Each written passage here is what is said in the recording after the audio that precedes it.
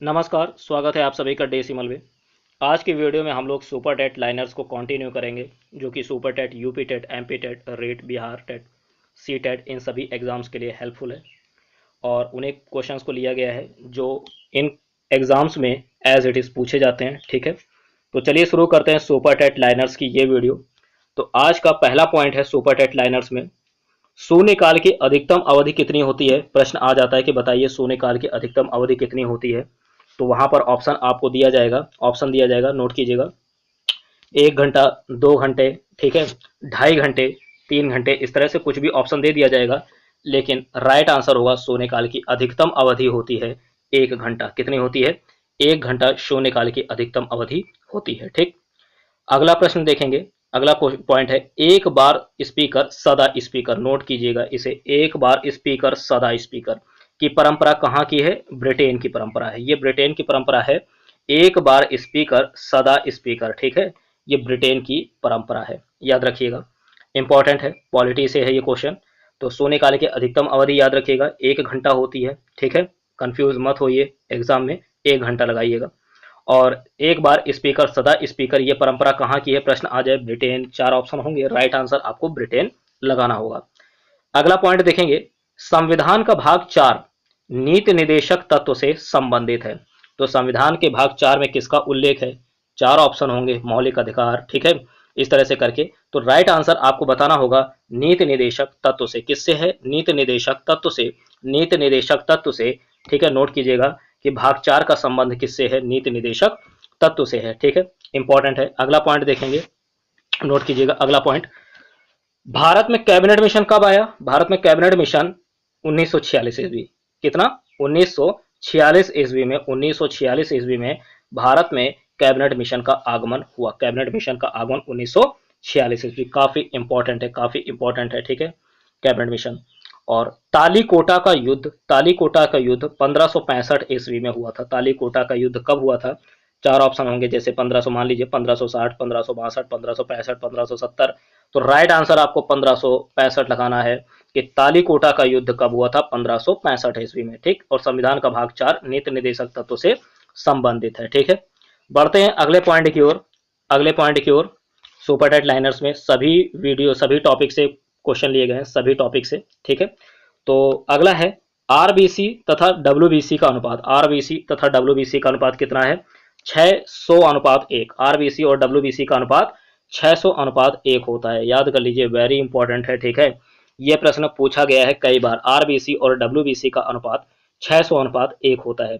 अगला पॉइंट है कि जल का स्थायी कठोरता जो है, जल की स्थायी कठोरता किसके कारण? ये है कैल्शियम और मैग्नीशियम, कैल्शियम और मैग्नीशियम, ठीक है, के सल्फेट, क्लोराइड, नाइट्रेट के घुले रहने के कारण होता है। तो नोट कीजिएगा जरा, जल की स्थायी कठोरता कैल्शियम और मैग्नीशियम के सल्फेट, कैल्शियम और मैग्नीशियम के सल्फेट, क्लोराइड, नाइट्रेट, इन सभी के घुले रहने के कारण जल की स्थायी कठोरता होती है। तो ऑप्शन में कैल्शियम और मैग्नीशियम के सल्फेट हो तो राइट आंसर क्लिक करिए, क्लोराइड, नाइट्रेट, इनमें से कुछ भी हो तो राइट आंसर आप टिक करेंगे।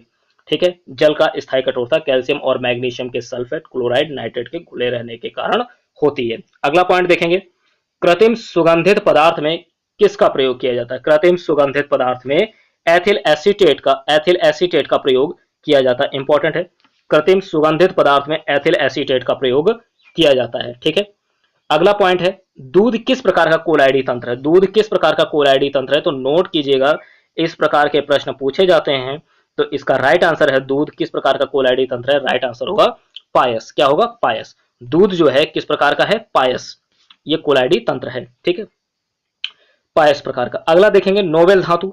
तो देखिए नोबेल धातु कौन कौन सी हैं, नोट कीजिएगा। नोबेल धातु जो है, नोबेल धातु जो है वो है AG, AU, PT, IR, HG, PD, RH, RU और ओएस।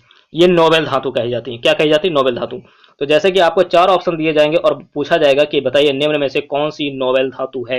ठीक है, तो वहां पर राइट आंसर जो भी होगा वो इस बॉक्स से आप सेलेक्ट करेंगे। ठीक, AG, AU, PT, IR, HG, PD, RH, RU और ओएस। ठीक, इन सभी, ये सभी नोबेल धातु होती हैं और इनमें से कोई भी होगा आपको राइट आंसर सेलेक्ट करना होगा। ठीक है, अगला पॉइंट देखते हैं।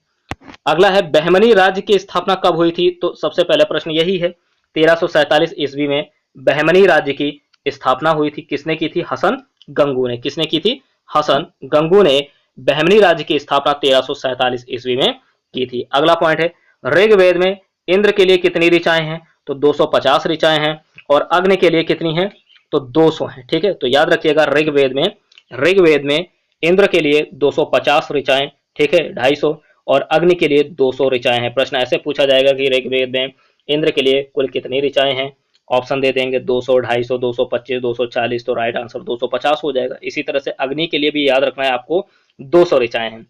अगला पॉइंट देखेंगे, जापान सागर एवं प्रशांत महासागर को जोड़ने वाली जल संधि कौन है, सुगारो जल संधि।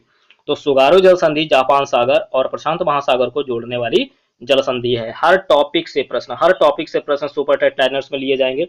अगला पॉइंट है, इंसुलिन का कार्य ग्लूकोज से ग्लाइकोजन बनाने की क्रिया को नियंत्रित करना है। इंसुलिन का क्या कार्य है, यह भी आपको याद रखना है कि इसका कार्य है ग्लूकोज से ग्लाइकोजन, ठीक है, ग्लाइकोजन बनाने की क्रिया को नियंत्रित करना, ये इंसुलिन का कार्य है। अगला पॉइंट देखेंगे, अगला है 2011 की जनगणना देश की 15वीं जनगणना थी। ठीक, 2011 की जनगणना देश की 15वीं, किस नंबर की थी जनगणना, तो 15वीं जनगणना थी 2011 में। ठीक, अगला पॉइंट देखेंगे, अगला पॉइंट है, देखिए कंप्यूटर से लिया गया है, MOPS, मिलियंस ऑफ ऑपरेशन पर सेकेंड, मिलियंस ऑफ ऑपरेशन पर सेकेंड, ये MOPS का फुल फॉर्म है। ये कंप्यूटर से रिलेटेड है। जैसा कि बताया कि सुपर टेट लाइनर्स में हर टॉपिक से प्रश्न लिए जाएंगे, जो भी सुपर टेट का सिलेबस है उसके हर एक टॉपिक से, ये कंप्यूटर से रिलेटेड है कि MOPS का फुल फॉर्म अगर पूछा जाता है तो आप बताएंगे मिलियंस ऑफ ऑपरेशन पर सेकेंड। अगला है, HTML डॉक्यूमेंट का समूह क्या कहलाता है, तो HTML डॉक्यूमेंट का जो समूह होता है वो वेबसाइट कहलाती है। क्या कहलाती है,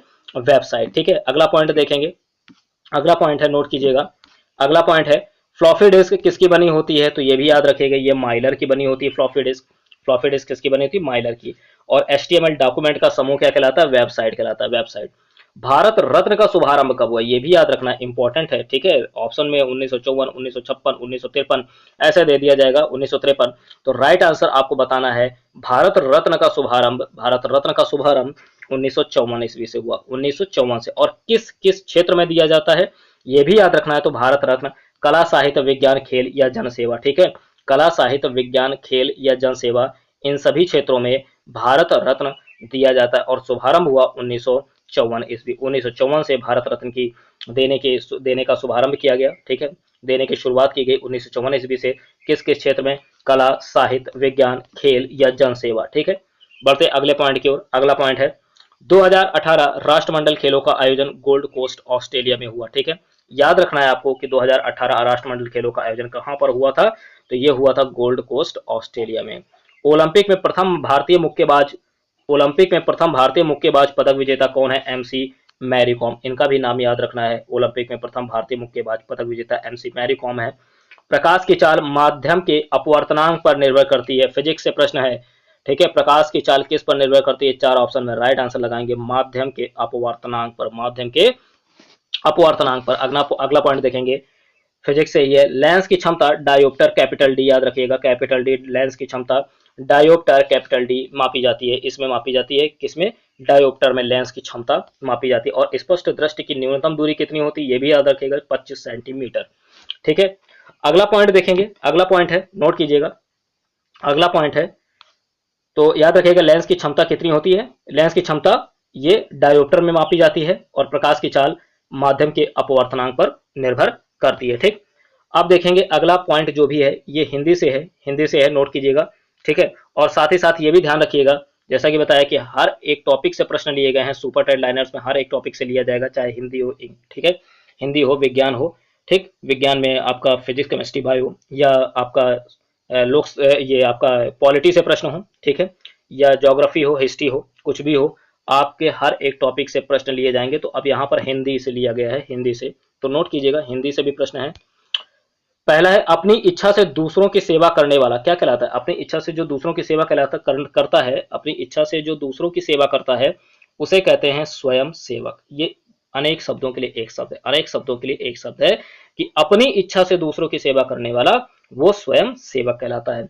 अगला पॉइंट देखेंगे, अगला पॉइंट है, अगहन और पूस में पड़ने वाली ऋतु, अगहन और पूस में पड़ने वाली ऋतु हम लोग उसे कहते हैं हेमंत। क्या कहा जाता है अनेक शब्दों के लिए एक शब्द अगहन और पूस में पड़ने वाली ऋतु? हेमंत। ठीक है, हेमंत कहा जाता है। अगला, जो भूमि का हिसाब किताब रखता हो, किसका? भूमि का। नोट कीजिएगा, जो भूमि का हिसाब किताब रखता है उसे क्या बोलते हैं? लेखपाल, लेखपाल, लेखपाल। ठीक है, ये भूमि का हिसाब किताब रखते हैं। ठीक है, अभी लेखपाल परीक्षा भी आने वाली है। ठीक है, तो आप लोग उसके लिए भी तैयारी कर रहे होंगे, तो अगर कर रहे हैं तो आप लोग हिंदी भी तैयार कर लीजिए। अनेक शब्दों के लिए एक शब्द में याद रखिएगा, जो भूमि का हिसाब किताब रखता हो क्या कहलाता है? लेखपाल। चार चरणों में समान मात्राओं वाले छंद को क्या कहते हैं? चार चरणों में समान मात्राओं वाले छंद को सममात्रिक छंद कहते हैं। कितने चरण? चार चरण। तो क्या कहलाएगा? सममात्रिक छंद। तो चार चरणों में समान मात्राओं वाले छंद को सममात्रिक छंद कहते हैं। अगला देखेंगे, ये पर्यायवाची है, घास का पर्यायवाची है घास, तृण। ठीक है, दूर्वा, दूब, कुश। नोट कीजिएगा, घास, तृण, दूर्वा, दूब और कुश। साद, साद भी जो है साद, नोट कीजिएगा, साद भी घास का पर्यायवाची है। अगला देखेंगे, खंभा का है, खंभा। खंभा, स्तूप, स्तंभ, खंभ। खंभा, स्तूप, स्तंभ, खंभ। खंभा, स्तूप, स्तंभ, खंभ। ये जो है खंभा का पर्यायवाची है। अगला पॉइंट देखेंगे, संधि विच्छेद से है। नायक, नायक का संधि विच्छेद क्या होगा? नय प्लस अक, नय प्लस अक, नय प्लस अक जो है नायक का संधि विच्छेद होगा। साथ ही साथ नोट कीजिएगा, अगला नाविक का संधि विच्छेद पूछ लिया जाता है, काफी इंपॉर्टेंट है। नाविक और नायक तो उन्हीं प्रश्नों को लिया गया जो इंपॉर्टेंट है। तो नाविक का संधि विच्छेद होगा 9+1, 9+1 ये नाविक का संधि विच्छेद है। ठीक है, तो ये थे सुपरटेट लाइनर्स की वीडियो में इंपॉर्टेंट प्रश्न आज के लिए। ठीक है, तो इन सभी प्रश्नों को आप लोग नोट कर लीजिए, इन सभी प्रश्नों को आप लोग नोट करिए एक जगह पर, अच्छे से इनके नोट्स बना लीजिए। और अगर वीडियो आपको पसंद आती है तो लाइक कीजिए, शेयर कीजिए और चैनल को सब्सक्राइब कर लीजिए इसी तरह के वीडियोस के लिए। ठीक है, सुपर टेट लाइनर्स में सभी टॉपिक से प्रश्न लिए जाते हैं। ठीक है, सुपर टेट लाइनर्स में सभी टॉपिक से प्रश्न हैं। ठीक, तो इसी तरह के वीडियोस आगे भी आपको मिलती रहेंगी, तो चैनल को सब्सक्राइब कर लीजिए। मिलते हैं अगली वीडियो में, तब तक के लिए जय हिंद, जय भारत।